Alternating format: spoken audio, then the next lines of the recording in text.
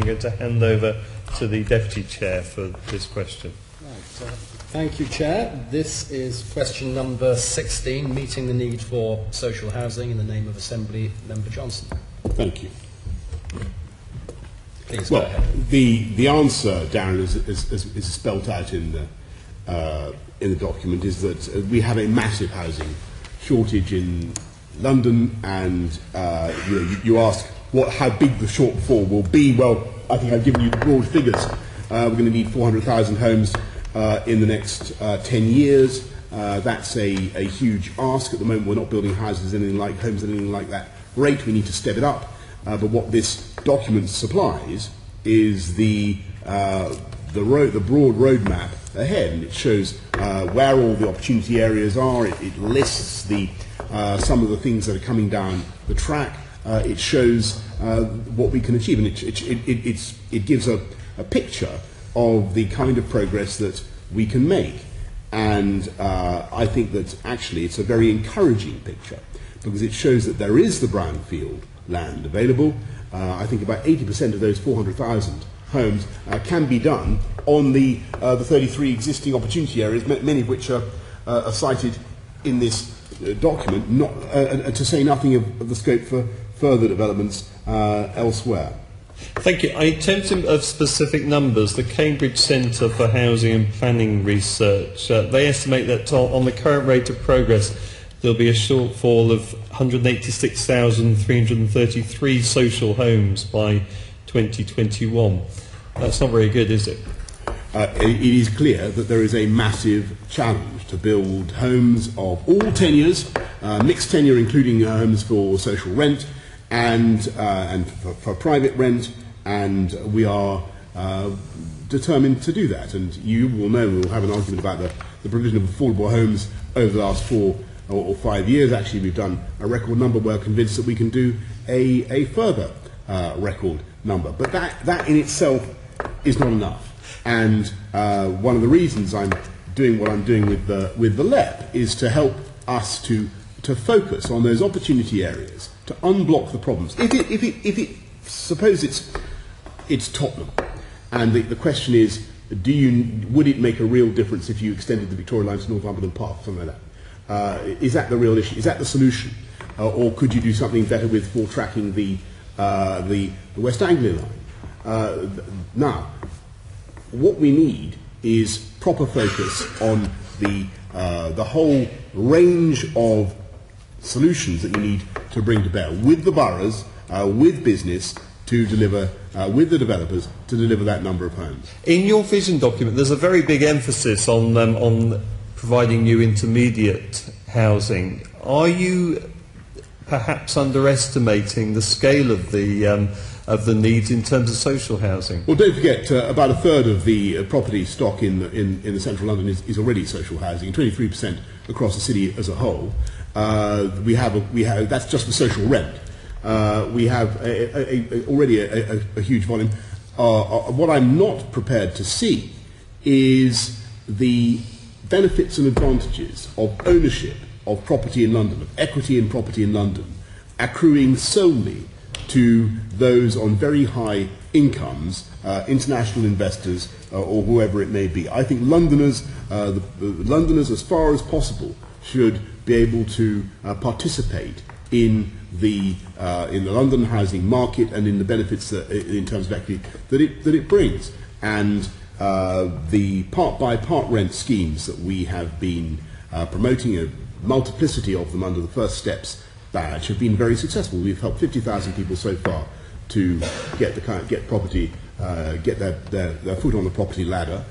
We intend to continue with that process. I want to see a wide range of tenures. And if you look at, for instance, what we're doing in the Olympic Park, the village has already got 50% of the properties for affordable. We need a range of solutions. I agree, but have you thought through properly the economic arguments of failing to invest sufficiently in social rented housing? For example, if the shortfall in housing were to be met entirely by the private rented sector, and those tenants had to claim housing benefit to make up the difference, that would cost an extra £0.5 billion a year.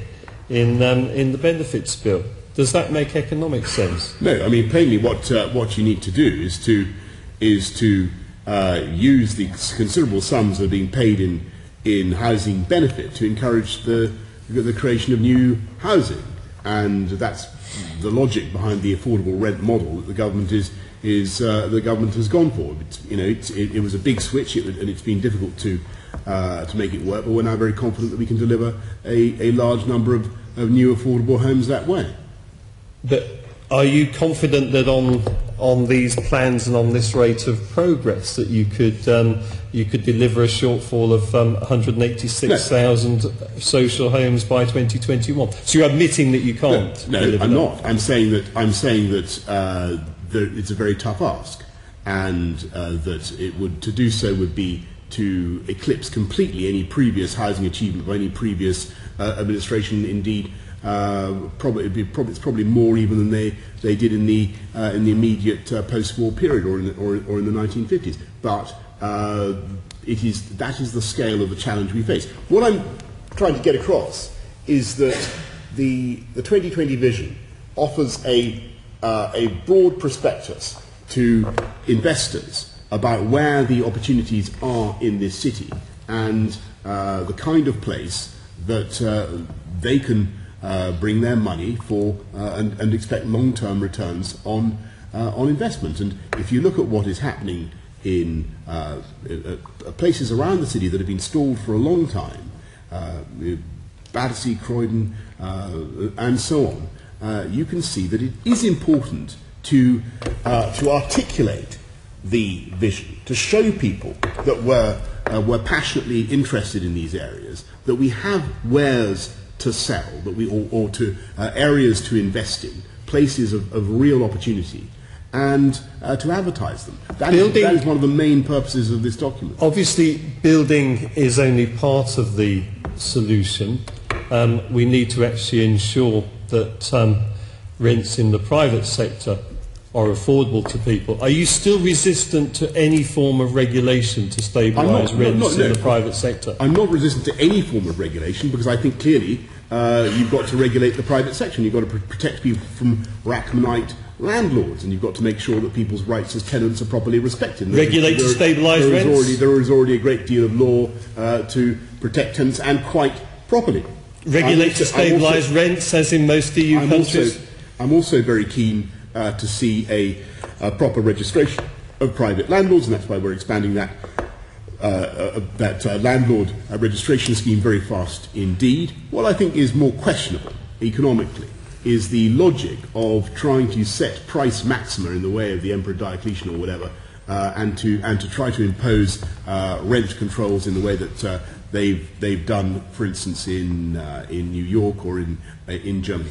The difficulty is that you might see and you certainly would see a falling off in the supply. What I don't want to see, Darren, what I don't want to see is rent controls coming in such a way as to deter people from investing in building huge numbers of homes. But if landlords weren't snapping up all the properties, then home ownership might actually be more affordable, and the prices wouldn't be pushed up as high as they are through landlords snapping up all the properties. Well, the difficulty is that what I think the rent control argument would, or what rent controls would produce, is landlords, or rather investors, moving away from offering properties for rent because of the restrictions on the rents, and simply touting their wares for private sale and at prices that are currently beyond many Londoners. That is not the right way forward. We need a diversity of tenures in the city, including a huge quantity of private rent. If you go for rent controls, the risk is that you simply reduce the supply of private rented housing, and that is not the way forward. I will leave it there before the Deputy Chair cuts me off, as my group are out of time. And the Green Group are out of time. Assembly Member Gavron.